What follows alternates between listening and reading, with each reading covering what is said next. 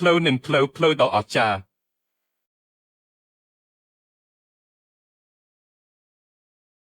សម្បែក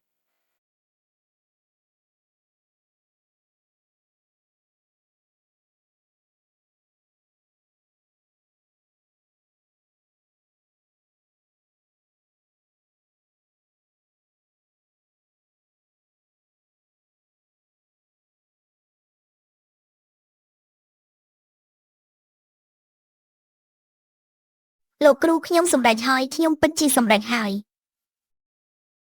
มันអាចទៅរួចទេ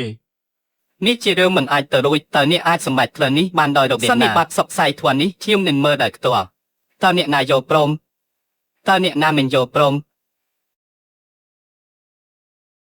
ខ្ញុំយល់ព្រម យានពេលហើយ ព្រះនាងផែនដីបើមិននិយាយមិនរកជាសត្វទេព្រះនាងផែនដីតើត្រូវមើលមុខព្រះនាងខែមិនសម្រេចឬពិតជាគួរឲ្យខ្មាស់អៀនណាស់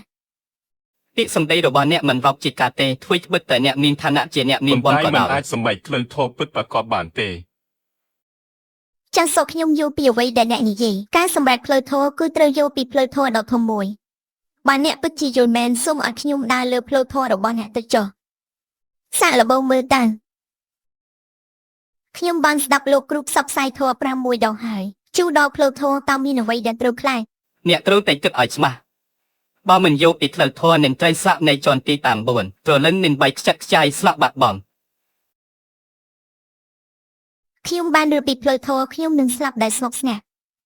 ខ្ញុំជាលើលោកគ្រូ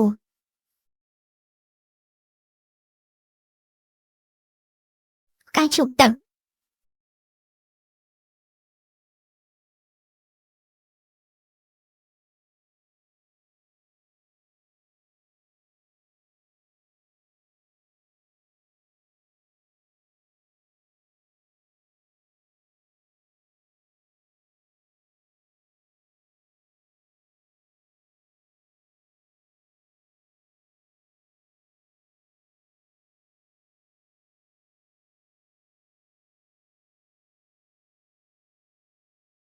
ផ្លូវធម៌មិនទាន់ផ្លេចច្បាស់គ្មានការសម្រេចពិតប្រាកដទេ គ្រាន់តែជាការយល់ឃើញរបស់អ្នកប៉ុណ្ណោះតើអាចតាក់ទាញអ្នកដទៃបានដោយរបៀបណា ពាក្យសម្ដីរបស់អ្នកធ្វើឲ្យធៀមខិនសម្បាខ្លាំងណាស់